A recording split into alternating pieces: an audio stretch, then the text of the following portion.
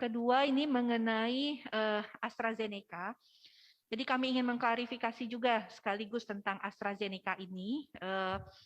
Jadi pemerintah dalam hal ini menunda distribusinya bukan karena kita semata-mata mendengarkan apa yang sudah kita ketahui bersama bahwa terjadinya penggumpalan darah sebagai akibat dari penyuntikan AstraZeneca.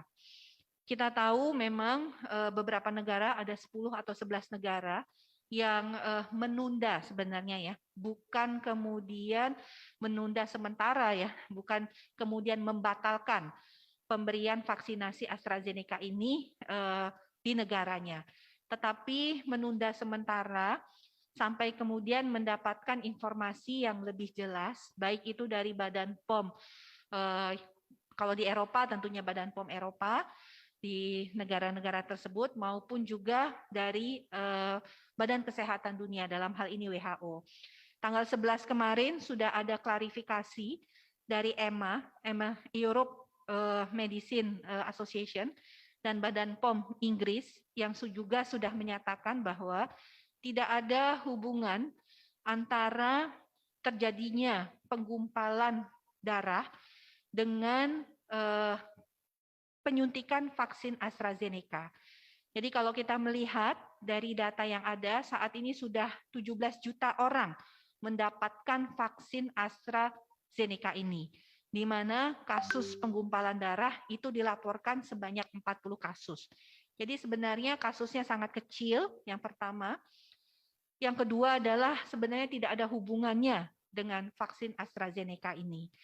Nah, mengapa kemudian Kementerian Kesehatan menunda dulu pendistribusian AstraZeneca? Ini dikarenakan lebih pada kehati-hatian.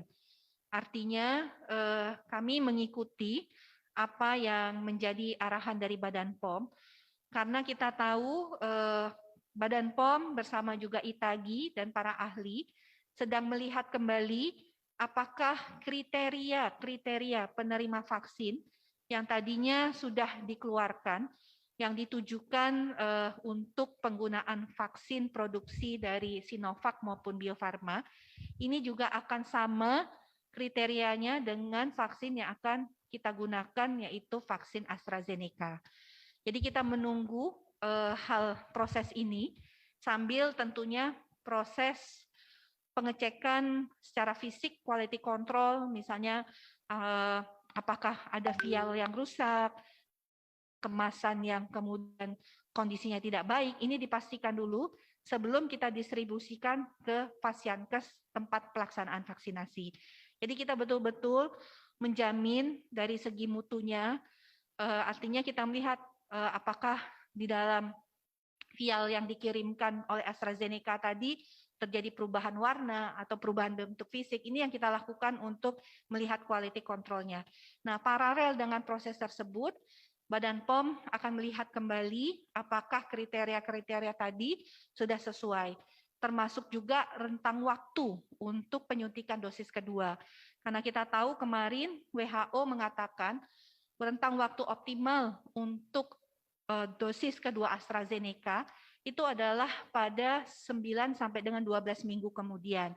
Sehingga tentunya dengan adanya nanti rekomendasi dari Badan POM terkait penggunaan atau indikasi ya yang kita sebut dari vaksin AstraZeneca ini, kita akan menentukan prioritas mana kelompok yang akan diberikan vaksin AstraZeneca. Mengingat mungkin teman-teman media juga sudah paham ya bahwa vaksin AstraZeneca yang kita dapatkan dari COVAX Facility ini juga memiliki shelf life yang pendek, yaitu di bulan Mei 2021, di akhir Mei 2021. Nah, tentunya 1,1 juta dosis vaksin yang sudah kita terima ini harus kita prioritaskan pada tempat-tempat di mana sebelum masa shelf life-nya habis, vaksin ini sudah kita gunakan untuk penyuntikan dosis pertama. Kalau memang nanti rentang waktunya itu adalah 9 sampai dengan 12 minggu. Kami cukup optimis karena kalau kita lihat saat ini dosis penyuntikan kita per hari itu sudah mencapai angka 250.000 sampai dengan 350.000. Artinya, kalau kita akan melakukan penyuntikan sebanyak 1,1 juta dosis vaksin, kalau kita anggap saja misalnya kita mampu melaksanakan penyuntikan itu 200.000, berarti dalam kurun waktu 6 hari vaksinnya akan habis. Tapi ini tentunya nanti kita akan kaji lagi lebih dalam lagi tentang prioritas siapa yang akan mendapatkan vaksin, daerah mana yang akan mendapatkan vaksin, supaya tadi penggunaan vaksin ini sangat efektif dan optimal.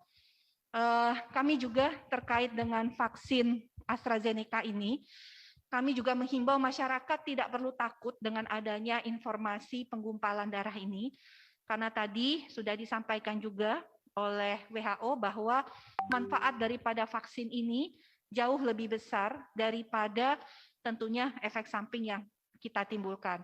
Dan kita tahu bahwa vaksin AstraZeneca ini sangat efektif digunakan pada usia di atas 65 tahun. Dan terutama pada orang-orang yang memiliki komorbid. Jadi seperti yang pernah disampaikan Pak Menteri Kesehatan bahwa berbagai jenis vaksin ini memiliki kelebihan yang tentunya akan sifatnya saling komplement dengan jenis vaksin yang lain. Dan sekali lagi, sudah ada 17 juta orang menerima vaksin AstraZeneca, di mana kejadian pembekuan darah ini hanya 40 kasus. Jadi angkanya sangat-sangat kecil. Mungkin